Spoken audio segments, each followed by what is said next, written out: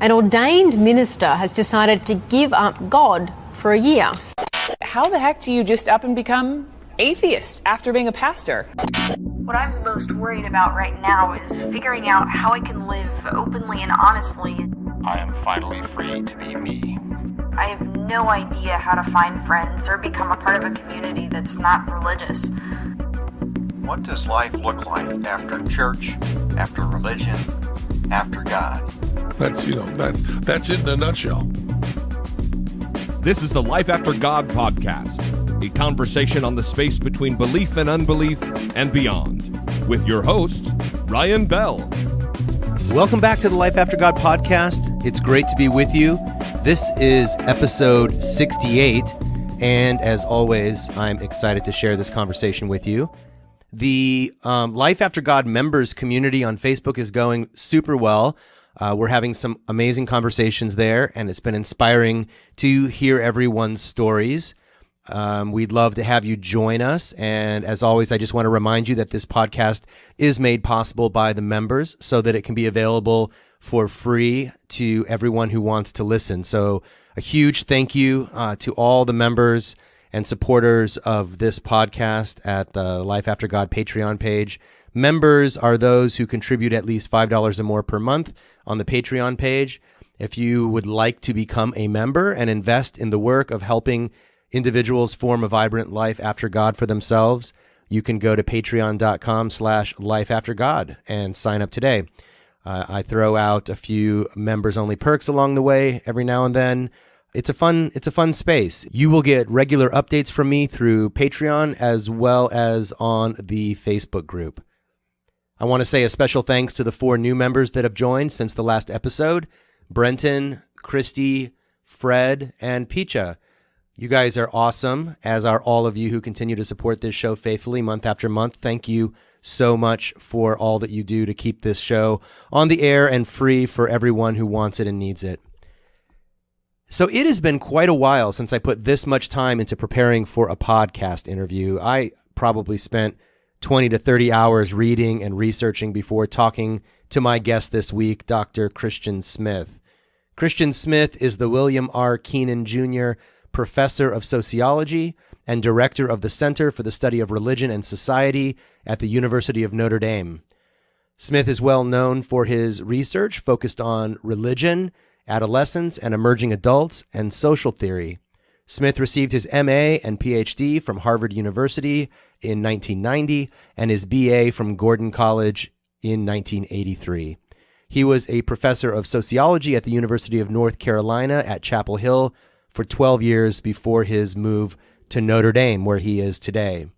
Christian is the author of at least 17 books by my count, including the extremely influential book Divided by Faith, Evangelical Religion and the Problem of Race in America, published in the year 2000.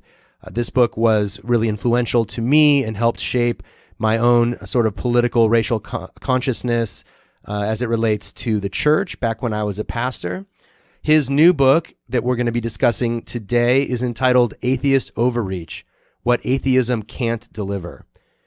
As Christian notes in the beginning of our conversation, there are 3 main parts to his book.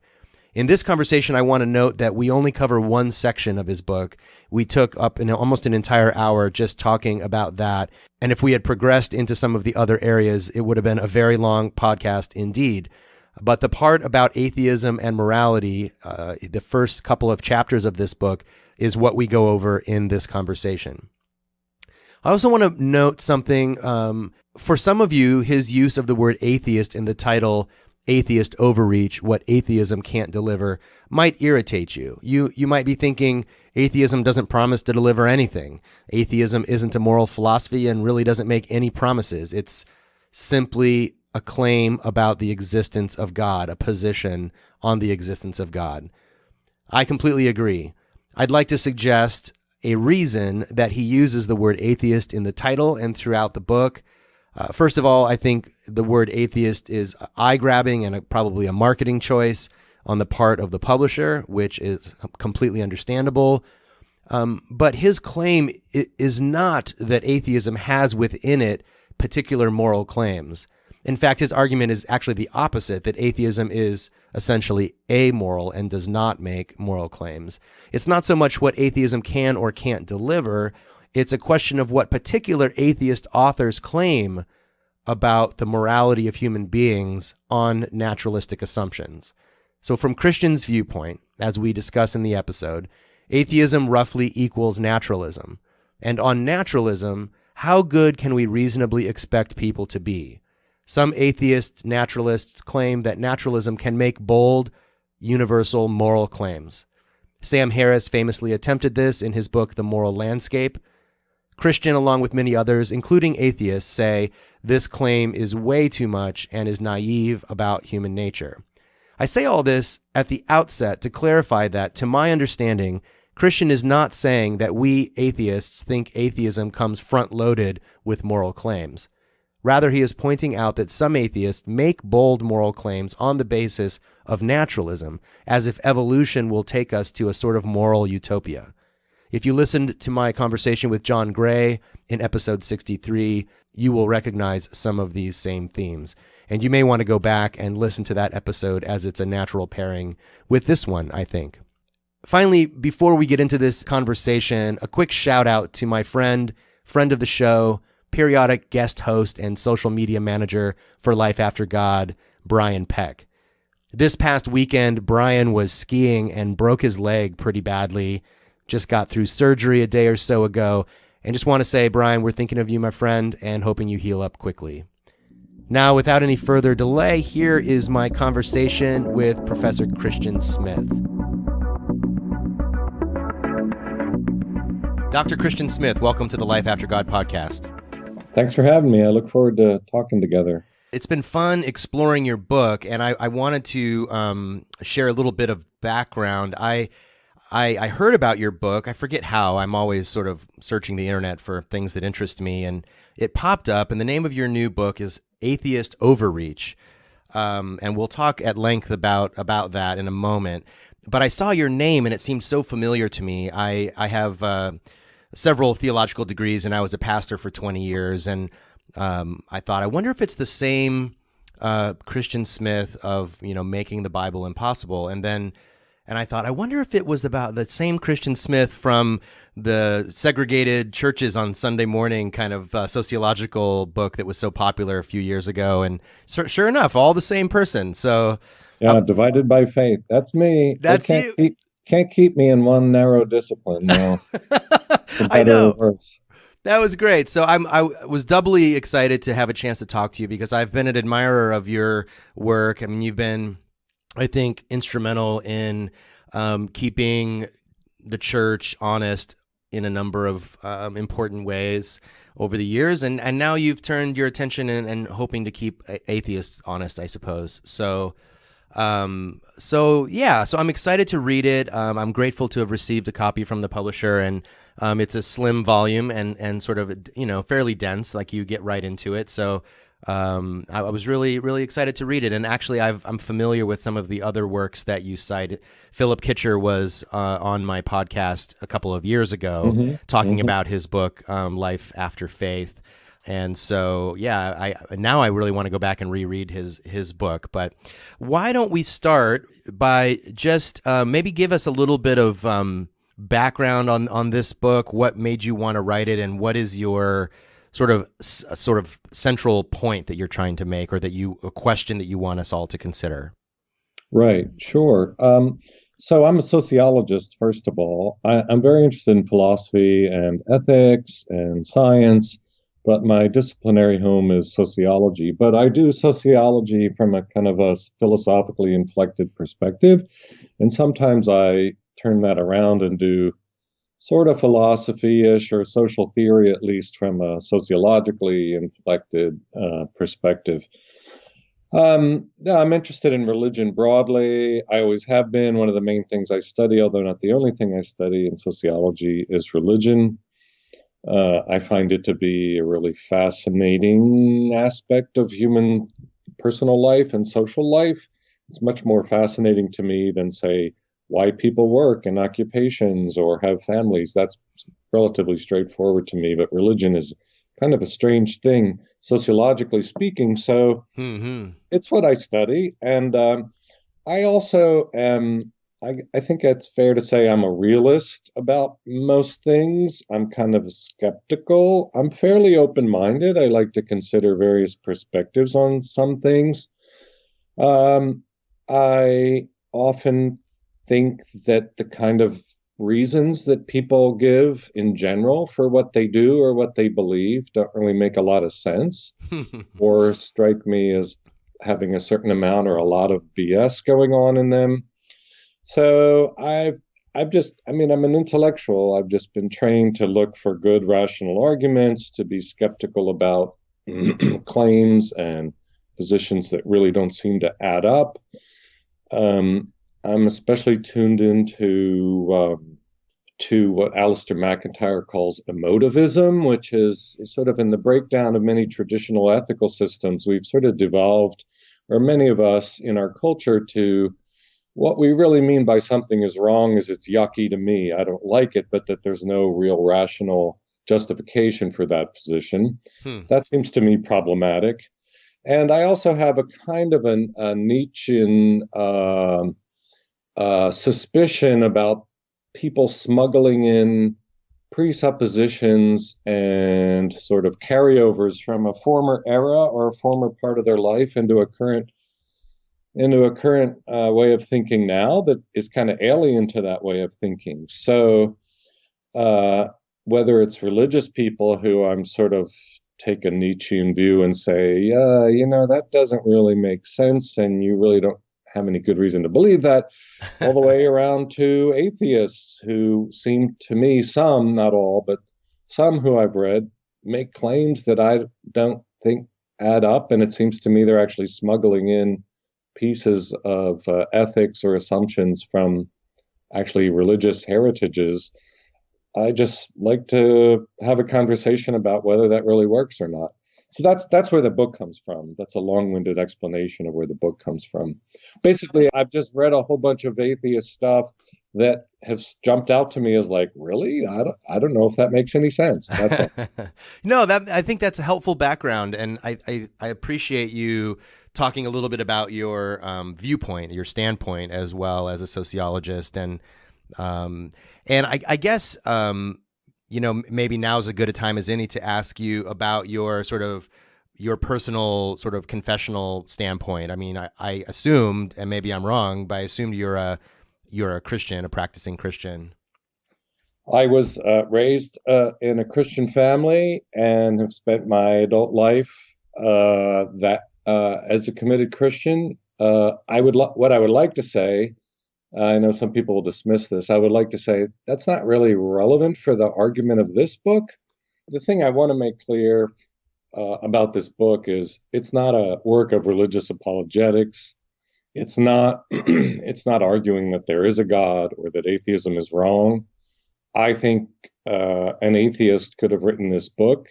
The questions it raises about what some atheists say, I think, are valid questions from any point of view. So, I mean, again, there's a lot of qualifications in here, but I'm not saying that all atheists say the things I'm critiquing. This is a critique of some atheists. And the book is not an argument. It's not a defense of theism. It in no way suggests that religious claims are true or that atheist claims are false. It's really an argument about, if atheism is true, what are the implications that rationally follow? Mm-hmm. And do some of the approaches or the justifications for atheism that some atheists offer, do they really make sense? Yeah, and I think, having been a Christian for most of my life and having sort of found my way out of Christianity, I guess, and into secular humanism, for better or for worse, I think for my life, for the better, I can say from an atheist perspective that I didn't feel that it was a work of apologetics. And so I hope that's reassuring to you. Not that you need reassurance, but I found it fascinating. And I think that even when I was a Christian, I would read Christopher Hitchens because I thought those arguments would make me a more well-prepared, more aware Christian. So likewise, I think atheists do well to take seriously the critiques of others, whether they be humanists or Buddhists or Christians or whoever they are, to say, wait a second, from my vantage point, that doesn't make a lot of sense. So I appreciate that. Well, I'm glad to hear that. Again, my goal in this book is to try to help improve our arguments, to try to communicate more clearly, to try to think more clearly, not to try to establish one or another point of view as the right point of view. So by now, our listeners are probably thinking, so what is the, let's get to it. Like, what is the argument? What is the point you're making? The argument of the book is essentially captured in the title, Overreach. So what I'm not saying atheism is wrong. I'm saying when I read a lot of atheist books and articles, it seems to me that on various crucial issues, a lot of them, not all of them, but a lot of them overreach in what they claim. And the book has three substantive focuses. The last one is whether human beings are, quote unquote, naturally religious. That is philosophical anthropology. What are human beings like? Right. And whether human beings are or aren't naturally religious matters a lot in this debate. The middle issue is science, and it's an epistemological question of to what extent can science establish that a God doesn't or does exist? That's a huge argument. We have intelligent design people and creationists and everything. And I don't resolve that. I have a much more focused argument. And then the first two chapters, which I think is the main part of the book, has to do with morality. And it centers around the question, can we be good without God? And then I ask the question, well, what the heck do we mean by good? How good? And for what reasons? And are we justified in believing in universal benevolence and human rights if there is no God? So and my claims are, some atheists claim more than they have rational justification to claim about those topics. So you focus in on some names that I think will be familiar, like Sam Harris, and others that won't be as familiar, like Philip Kitcher. I mentioned earlier that Philip was on my podcast a couple years ago when his book Life After Faith came out, and I found it. First of all, I found it way more academically dense than the title led on, and so I found it challenging, and I recommend it to people. So it was fun to interact with some of the people that, to hear you interact with some of the people that I've read. Some of the other authors I haven't given as much credence to, Figdor and Bayer. I haven't really, I read their book and I didn't really, I found it kind of like you found it, which was a little bit surface level and not very thorough in the argumentation. But if I understand you correctly, what you're essentially saying is that some atheists will say that there's a rational justification on, say, evolutionary grounds to believe that human beings will have evolved and will continue to evolve to be moral beings and to be just in a universal sense and be good in a universal sense, not just to the people that they love and are closest to the way we might expect evolutionarily, but that we would go beyond that and express justice and mercy and all the rest to people that are far outside of our domain of influence. Do I kind of have it right there? Yeah, that's one way to put it. Another way that's close to that is that a number of atheists who I have read basically say, well, look, we have really good reason to say and to believe and to act that even if there's no God, we live in a purely naturalistic universe, we have reason to have a universal ethic of benevolence toward everyone, to believe that everyone has a dignity that must be respected and honored, that we should be altruistic, we should share material goods all around the world, that we should honor the human rights, the natural human rights, not the socially constructed, but the real human rights of all human beings everywhere. It's a very, very high standard, It's a very tall order. It's a very strong form of humanism, and my argument is that I think atheists have good reason to be good without God in what I call a moderate sense, but not in that such of a strong universal high sense of morality. And when you say atheism, you're really, and you clarify this later in the book, you really are talking about a metaphysically naturalistic worldview. Yes. So the idea that there's nothing that exists that is outside the purview of our five senses and our scientific ability to measure those things. And if they are outside of our ability, we just haven't gotten there yet, essentially. That there's nothing supernatural. And so on naturalism, the only thing that we can be expected rationally to do is be good to the people who will be good to us, essentially. Yeah. So two pieces there. The first part is I don't actually like the word supernatural as a way to define religion. In the technical theoretical terms, I use the phrase superhuman powers. I have a whole other book on theory of religion that tries to define this, but yeah, that in reality does not include the totality of reality does not include not only gods and spirits or a god or angels or anything supernatural, but also possibly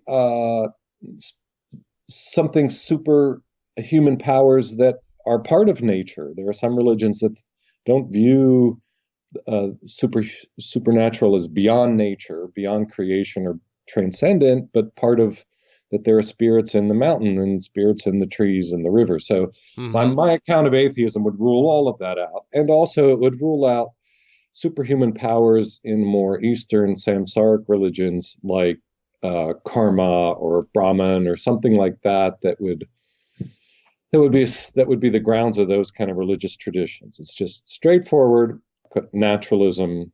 The world came about in naturalistic, purposeless, undesigned form. So that's the first part of what you asked.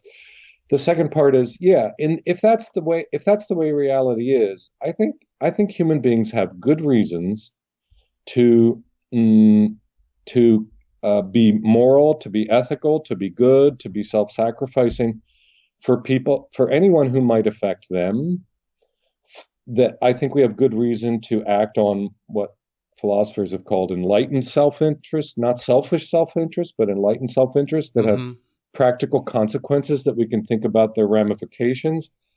I think we have good reason to act modestly good in the sense that to be really moral toward the people I care about. And all of that will need to be buttressed by social contracts and punishments and sanctions of society. But I don't believe that there's good reason to necessarily care about victims of disasters on the other side of the world. And yet we do care about those things. And some of us do. And you right. And I think one of the things that I noticed throughout the book is sort of the desire, perhaps this is a desire that we all have, regardless of our belief system, to have a universal framework for ethics and morality, so that it's not just some people, because as you point out, like the free riders will spoil any system and do spoil that system. And so, some of us care, and the question then becomes, why do some of us care? And I suspect you might say that it is a holdover from ethical teachings that we've received elsewhere, not from our genes or our evolution. Well, I guess I would say two things about that. The first is, I do actually believe that Adam Smith's theory of moral sentiments is correct, and that the whole 18th century Scottish Enlightenment idea of moral sentiments is right, in the sense of, no, I think we have as a species inherited through evolutionary selection an almost ineradicable sense of revulsion toward seeing our fellow humans suffer. Right. I mean, it's not universal, and there are plenty of instances where human beings actually enjoy seeing other people suffer. But let's just grant that there is something we've inherited that has to do with survival. It has to do with our tribe, etc. I do think there's something really elementary in the gut of most people that, just to see other people suffer, especially meaninglessly, especially if they're innocent. I think that's there.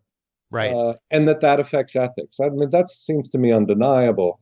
But there's a difference between having a deep sort of instinctive reaction against other people's suffering.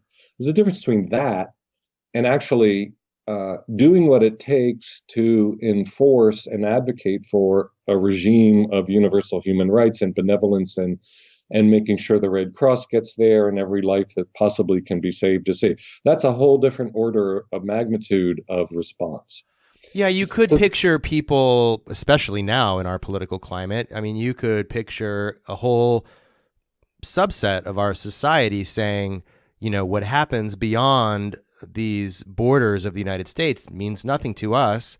That's somebody else's problem. If those folks in Mexico are being threatened by violence or hunger, then too bad for them. Let's build a wall, Or we could say, well, we're interested in Venezuela because they have a lot of oil. So let's pay attention to that. It is very Machiavellian in that sense, the way that many people go about their judgments, probably devoid of any real ethical reasoning whatsoever. But I can see that this is a problem, right? For human rights, that you can't demand it. I mean, you can't say that there is an absolute authority that says that harming people by allowing them to starve is wrong. Yeah. So my standard here is not, can we force people to take a moral point of view? My standard is, do we have the basis for persuading what I call a reasonable skeptic? Somebody whose starting position is, well, why should I care about them? Okay. And they're not unreasonable. They're willing to be persuaded, but they got to be persuaded. The question is, do you have a good, rational, coherent, compelling argument that not only includes an explanatory rationale, but a justifying motivation, like, oh yeah, you really should do something about this. That's the standard I'm trying to reach. And I also think, back to your original question, I mean, clearly, empirically, our society, and probably most every society, includes a wide range of positions on these questions, everything from sadists who enjoy torturing other people, all to people who just don't care either way, all the way to the most dedicated, moral, ethical, self-sacrificing, altruistic people, right? So there are a whole different range of people. The question is, are the people who are devoted, altruistic, do they have a good reasons, warranted rationality for persuading especially the people in the middle, like you should sacrifice more for other people. You should devote yourself more to other people. You should act more morally than you do. Not to mention having a reason to persuade mean people not to be mean, to just be neutral, let's say. That's, I think, what we're up against. I'm not saying atheists should be horrible people. No. By any stretch. I think atheists can choose to be incredibly good, and many do. The question is that in the end, is that an arbitrary, personal, subjective preference, or is that a rationally grounded, in the sense they have good reasons that they could make to other people that should persuade those other people?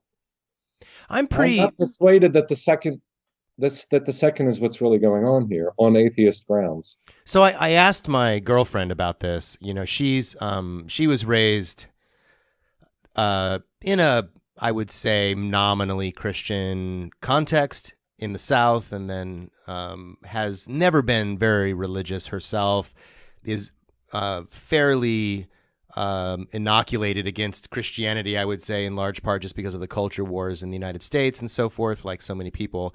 So she's not predisposed to be Christian, but she definitely tells me she's not an atheist. And I said to her, this is what I'm going to be talking to you about. This is what the book's about. And she said, that doesn't make sense to me. She said, I just figure because people are human beings, they should be treated fairly.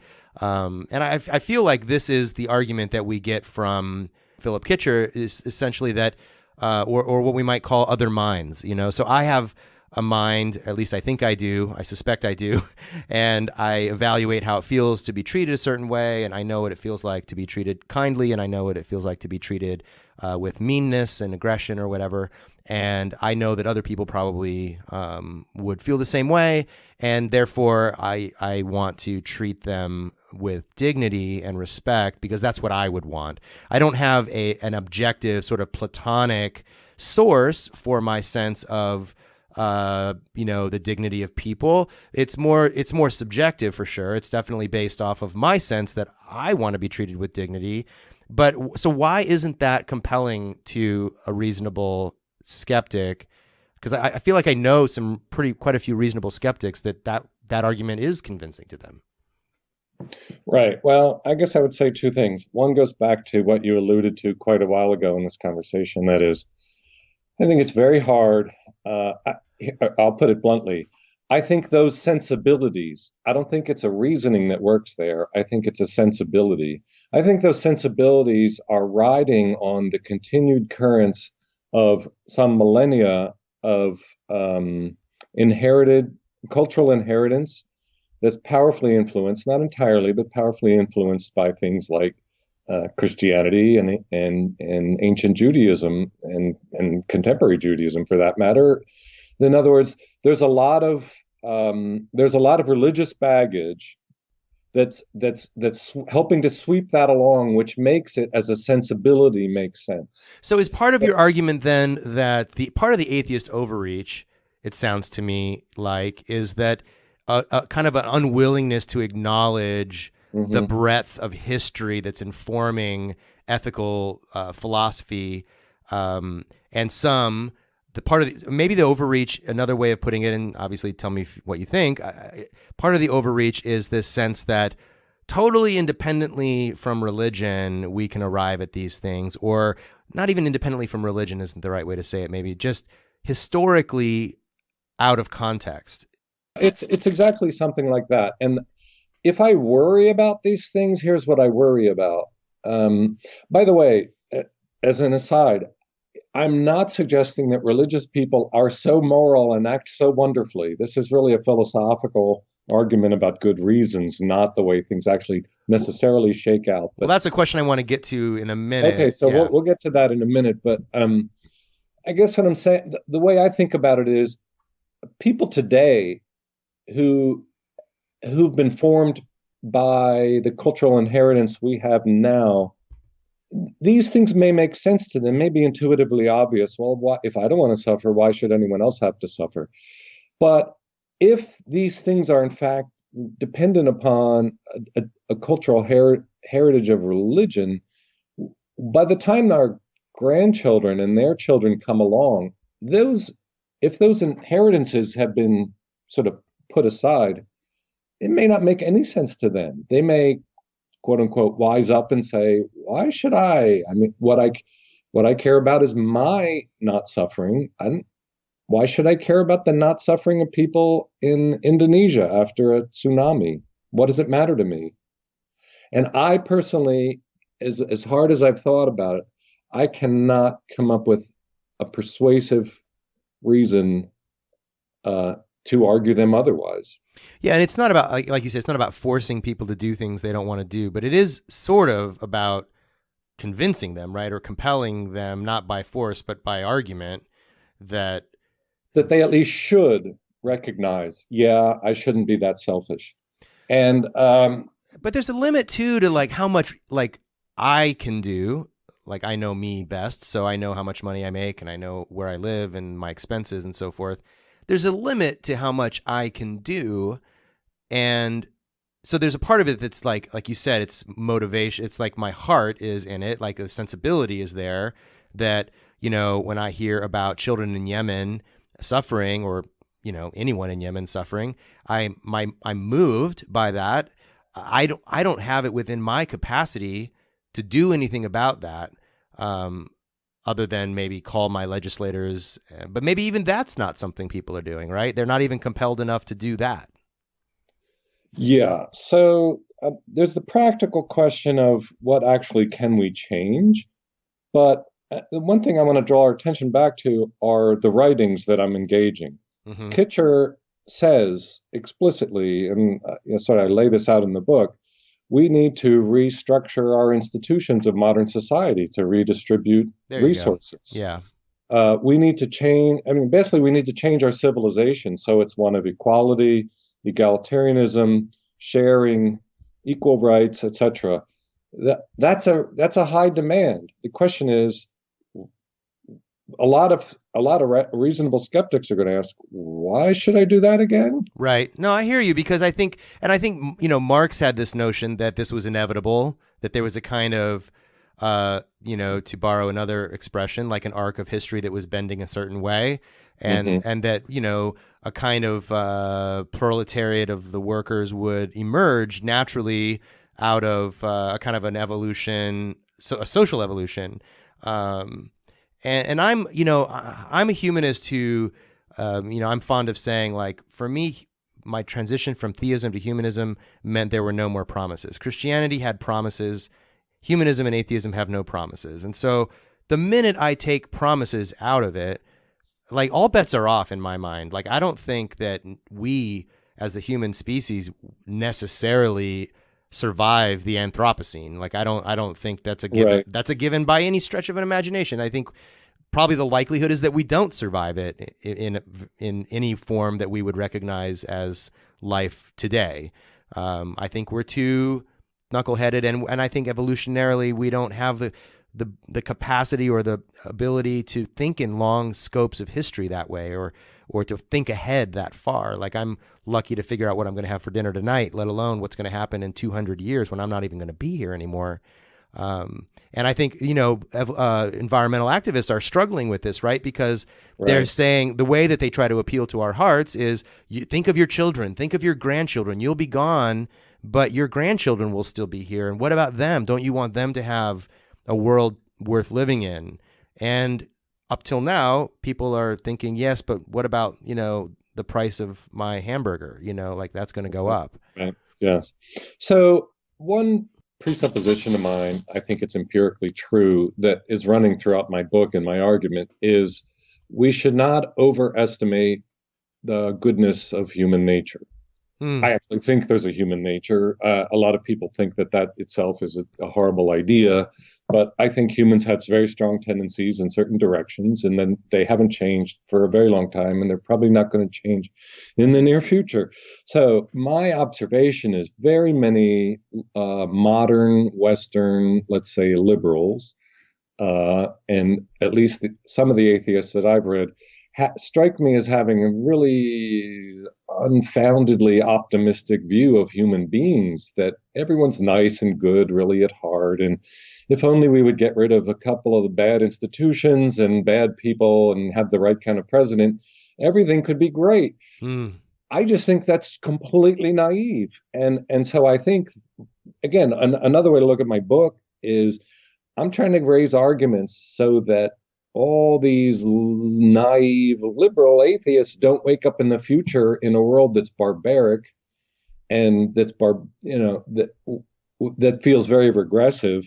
It seems to me that very easily possible. And so if there aren't really good reasons to be able to offer, here is why we should care about other people, here's why we should be committed to egalitarianism and dignity, etc., and rights, without if there are feeble reasons to justify those, there's a lot of people in the world that are just going to laugh at it and run over them, especially if the world becomes a more bleaker, competitive, a warmer place, which is a lot of good reason to believe it's heading in that direction. That's a concern. Right.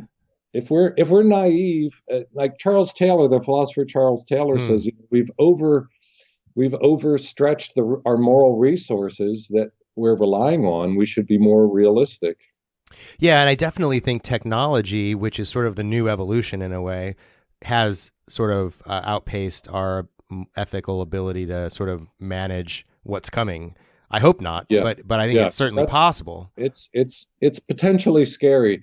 And I think, when 9/11 happened, a lot of people were shocked that somebody could be that bad to do that. And even when Donald Trump was elected, a lot of people were shocked that somebody could support them. And I believe me, I'm absolutely no Donald Trump fan, but the reality is there are a lot of people that are not happy, humanistic, liberal, nice people.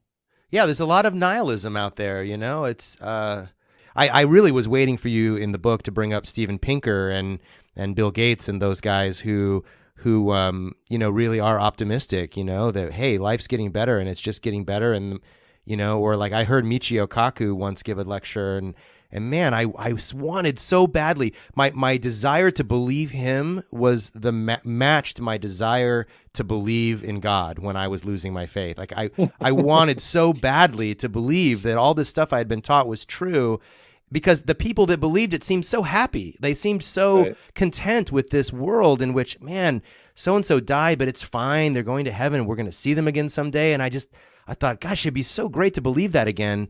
And I listened to Michio talk about, technology and the way that the universe is going to, the earth is going to advance, and the way that technology is going to advance, and everything's going to be great. And I was just like, I can't get there. I just don't know how to get there. Yeah. I mean, I agree with about half of what Pinker says, and I strongly disagree with about another half of what he says. But yeah. One perspective is, prosperity makes it easier to be nice. And, there are empirical studies about this. When there's economic growth, there are fewer wars. Some people call it fossil capitalism or carbon capitalism. It's been built on a very particular fuel source that now seems to be creating new troubles. And if everything keeps being prosperous, then maybe things will be okay. But the minute things start to get we see scarcity, competitiveness, humans can turn awfully nasty pretty quickly. And again, just repeating myself, then the question is, what kind of cultural resources do we have to justify institutions and to persuade enough people we shouldn't become barbarians? We've talked about problems, and the book is largely about overreach, but what is you'd spend a few pages talking about the advantages of theism or Christianity in terms of like an all-knowing God and some ethical norms or whatever. Like what do you think is the best approach to this? Like, how do we offer better reasons for people to be good? Well, I don't think there's any magic bullet here, and I wouldn't say here's the answer. In the end, what I end up saying is, if you want to be an atheist, I think your best bet is Aristotle. But I read very, very few contemporary atheists who take Aristotle seriously. And in the conclusion, I try to explore that. But I love that bit, by the way. I think that's really, and I think, someone like, Massimo Pigliucci would talk about Stoicism and stuff that predates even Judaism as being resources.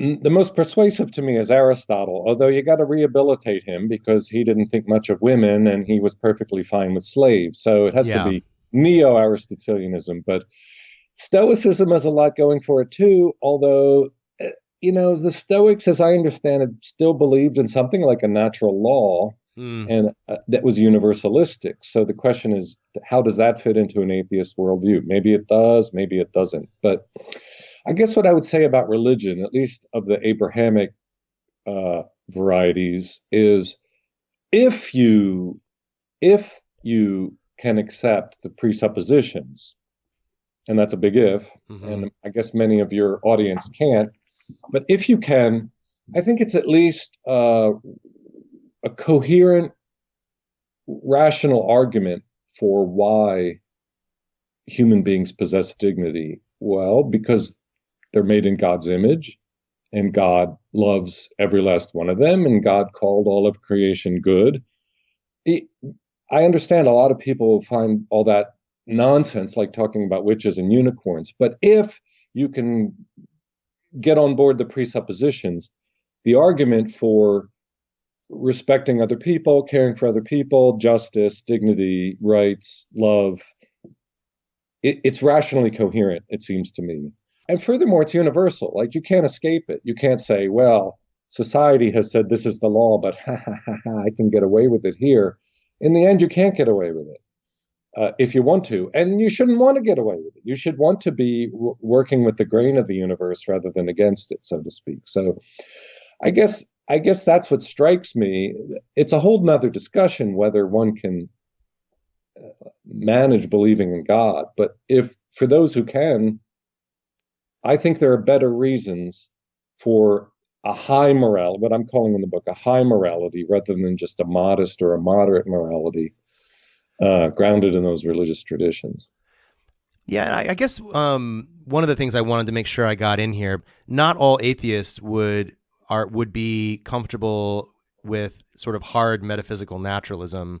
And I think, and I don't know what your reasons are exactly, because I haven't read that portion of your work, for feeling suspicious or skeptical about the notion of supernaturalism. But I would wonder if some of my dissatisfaction with the term naturalism might be similar in the reverse, in the sense that there's things that don't seem to fall neatly into natural or supernatural. For example, consciousness, which is, a notoriously hard problem. And is our minds natural? Our minds, they so far are impenetrable to science, and so does that make them part of the I think our minds emerge from brains, and so in that sense, I think it's part of natural processes. But what the mind does itself is a little bit of a mystery, and I wonder if there's a way of feeling like human dignity is an emergent property along with consciousness, and that an ethic could be formed out of that notion as well. And then there are also atheists who are, and you touch on this in the book, are moral realists and who believe in moral facts that exist independently from our minds and our belief in them. They just are, the way gravity is, and the way that you can't really see gravity. And well, you definitely can't see gravity, but you can only measure its results in a similar way that, certain things are good and bad. And I understand that moral disagreement and all sorts of things are a part of people's skepticism about moral realism, but that is also an option out there for how a person who doesn't believe in a supernatural God could also form a sort of robust ethical vision. Right. Yeah. I think those are great points, and these are things worth lots and lots of good discussion. A philosopher, Russ Schaefer Landau, is an example of what many call sort of moral Platonism, or it's a kind of moral realism that doesn't have to depend on God. It just says, it's almost just an assertion. Just among the facts of reality are moral facts. It's just the part of the furniture of the universe. Right. I talk about this in the book some. That may be the case, and that may be the case without God, but it certainly complicates a strong naturalistic view of the universe, because then you have objects that are part of reality that don't fit the picture that strong naturalist advocates paint for us. It's not clear where that comes from, what their status is, and so on. On your first point, I actually have another book called What is a Person, where I make exactly that argument. That philosophically, I'm a critical realist in terms of philosophy of science. So I believe in emergence as what explains how the reality is put together. And I actually make exactly what you said, the argument that dignity is an emergent property of human personhood, and that emerges out of human bodies and their functions and social relations, just like mind does. And so I take consciousness to be part of natural reality, not some kind of spirit that floats down out of the sky. Right. It's emergent from brain. And I make the argument that so is human dignity. Now, I've never said this in public, so this is the first time I'll say this, and no one really cares. You heard it here first, folks. You heard it here first, and that's my very best stab at offering what I think might be a plausible account for human dignity that does not depend on the existence of God. But I myself am not entirely persuaded by my own argument.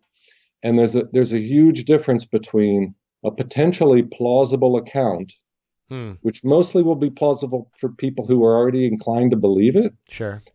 There's a difference between that and a persuasive good reason for a reasonable skeptic. I do not expect that argument to be persuasive to a reasonable skeptic, which is unfortunate.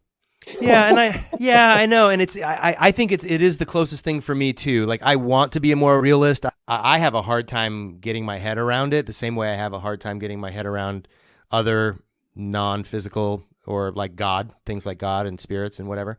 But I don't find necessarily that convincing, which would lead me to my final question before I let you go, which is that most people aren't rational in the way that they do really anything. I mean, we are rational to a point, but on an everyday basis, people aren't doing research, amassing reasons, and then deciding to be moral or not moral in different ways. But so, what's the project here exactly? Like, how if people aren't really functioning that way anyway, wouldn't a notional sense of why we should be good, isn't that work for most people? I mean, how do people come at this? They're not coming at it the way you're coming at it. Right. Well, here's what I would say as a sociologist. So Immanuel Kant sort of set up ethics for us as the fully formed, well-formed, rational male adult sort of confronts situations and makes rational choices. As you just said, that's not really how it unfolds in the real world. Right. From my point of view as a sociologist, we have social institutions and we have cultures that form us over our entire lives, but especially as children. The question is, which kind of social institution should we have? Which kind of culture should we have? And those are not formed on a case-by-case basis. They're not formed in a straightforward, rational way. They are formed over long periods of time by cultural traditions, religious and otherwise. And even though most people do not approach rationality, you're correct in what you just said, in the way my book does, cultures in the end need to have accounts. They need to have stories. They need to have ultimately justifications. Why is it that we have welfare systems? Why is it that we care about the vulnerable? Why is it that we think X, Y, or Z is right or wrong? Why should we oppose wars if they benefit our nation, etc.? And so in the end, we do have to have some people that can offer good, coherent, rational justifications. That's my view. Yeah. Some people will say I'm just being an intellectualist, etc. But I really think that's the case. Cultures are formed by ideas in the long run. Yeah. And do you think time has anything to do with this too? Like, I think the reason I bring this up, and it's just kind of floated into my head, I've often struggled with the idea that humanism as a discipline or as a sort of worldview, if you will, is relatively new, especially by comparison to, say, Judaism or Christianity. No, I would say humanism comes out of Judaism. Right. No, exactly. And I think there's actually... You mean a humanism of a non-religious sort. Right, exactly. Like, I mean, I think modern, contemporary, like American or British humanism is a movement, post-Enlightenment, that type of thing. But I agree with you, actually. I mean, just to make myself clear about that, I do agree with you that these are all connected and that humanism grows out of... I mean, humanism is what happens to, say, Judaism and Christianity when science proliferates in a way, and certain things become untenable. Now, let me be a little argumentative. Wasn't there a lot of humanism in the Renaissance? And wasn't there a certain amount of humanism in the Greco-Roman cultures, even if it was barbarian in other ways? Of course. Oh, yeah. In fact, I just talked to John Gray on a couple episodes ago, and he's all about the Greek and Roman, folks who basically, I mean, he's super bearish on humanism and its claims. Right. He thinks that it's all a bunch of hooey. Like he gives us no hope, I don't think. But but I just wonder whether on moral claims, whether this emergent property, as you say, would make more sense if we had been talking about it for 2,000 years that way, versus God wants us to be good, and our societies are pretty well baked into that sort of worldview because it's been so many centuries of that type of reasoning. Yeah, if I understand what you're saying, I think I agree in the sense of cultural categories. In the end, it's not even ideas. It's like the basic categories of cultures and civilizations. That the longer they have been ingrained in a culture and its institutions, the longer their half-life is. So that even if you don't have the original beliefs that gave rise to them, they could still survive a heck of a long time. And I would say belief in spirits and gods and such have a longer pedigree in human existence than modern humanism. That's true. Even if modern humanism has deep roots. Right. Yeah, and roots that we frankly don't explore very much anymore, I would say, as humanists.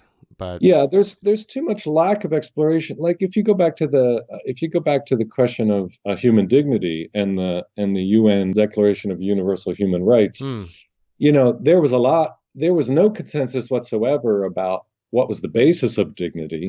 So they just set that aside and said, we're not going to talk about that. We all agree there is some kind of dignity, and so that's all we're going to assert.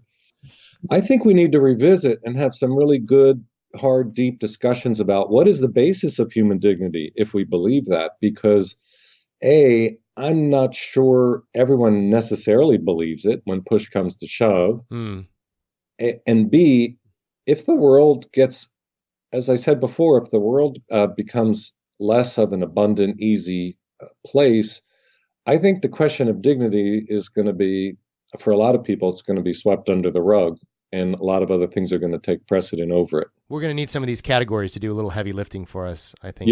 Yeah. Well, my goodness, I could talk to you about this stuff for so long, and I'm so grateful for your the sacrifice of your time.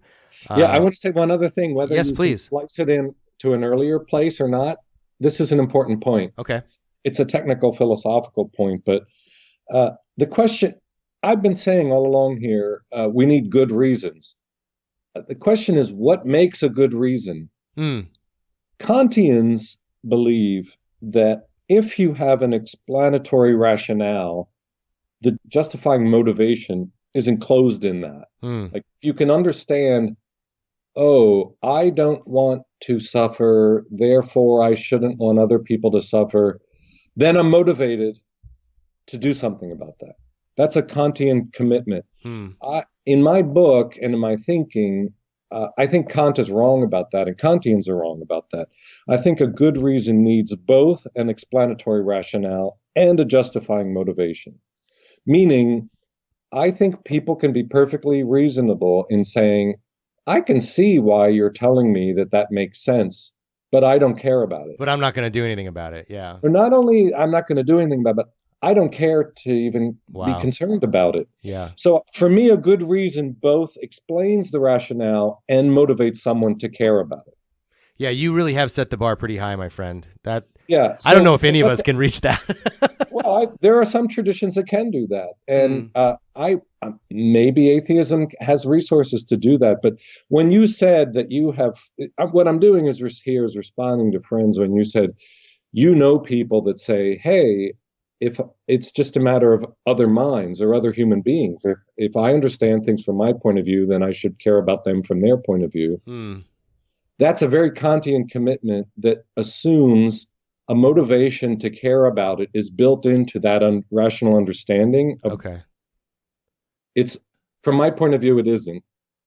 Well, and maybe evidentially it's not there either, because there clearly are people. It's sort of how you started the book saying, like, can atheists be good without God? And you quote Mark Twain saying, believe it, hell, I've seen it, So I think it's the same. As an empirical fact, it's true. Right, exactly. People do, in fact, say, I see your point. I definitely should care about these people. I just don't. Yeah. And they're not sociopaths. They're just normal people. Yeah. Mm-hmm. It is a big, disturbing problem. Well, thank you so much for your book and for all of your work. Do you have a website that people should visit if they want to dig in deeper? Not especially. I'm not big on social media, but I do have a website at Notre Dame, and it has resources about critical realism if people are interested in philosophy of social science. But awesome. No, I just write books and have conversations. That's fantastic. Well, I definitely appreciate it. Yeah, I hope this book is received in the right spirit, and I hope it promotes some good thinking and conversations. Well, I hope that this conversation will go towards that end. I think it will. Yeah, and believe me, I actually would be really happy if somebody could show me how I'm wrong. Well, maybe someone will take you up on that. We'll see what we can do. Maybe engage in another, some more vigorous debate about it. Because I think it's, regardless of which side, or I don't know if there are sides, maybe there's dozens of sides, who knows, but no matter where you fall on these questions, I think we can all agree that it's a super important question and becoming more important by the day. Mm-hmm, mm-hmm. Well, thanks for your interest. We obviously only scratched the surface of these issues in the past hour, and I am eager to go much deeper into these topics, as I hope you are. If you have something you'd like to share, a thought that's come up for you, something that this conversation has sparked in your mind, please write to me at ryan@lifeaftergod.org. I always love to hear from you. Share your thoughts. Maybe you read an article. Maybe you had a conversation with someone about this. Maybe you had an epiphany about this topic and you just want to share it with me. I would love to hear from you. And perhaps with your permission, we can share those insights on a future episode of the podcast. We will be discussing these issues in more depth at the Life After God Facebook group, so please join the conversation there as well. Instructions about how to join the Facebook group are in the show notes. A book I'm reading next on this topic is Science and the Good, The Tragic Quest for the Foundations of Morality by James Davison Hunter and Paul Nedaliski. I'd also like to thank Aaron Robbie, co-host of Embrace the Void podcast, for talking with me about many of the issues that I talked with Christian about in this episode. He was a big part of the research that I did the last many weeks. Aaron is going to be a guest on this show in probably 2 episodes from now. And if you're not listening to Embrace the Void, I highly recommend it. As always, I'll put links in the show notes where you can easily find his podcast. Next week, my conversation is with Emily Joy, ex-evangelical, creator of the Church 2 hashtag, and an activist in the ex-evangelical community. Thanks as always to our executive producer, Jeff Straka. And again, thank you for tuning in. Until next time, my name is Ryan Bell, and this has been the Life After God podcast.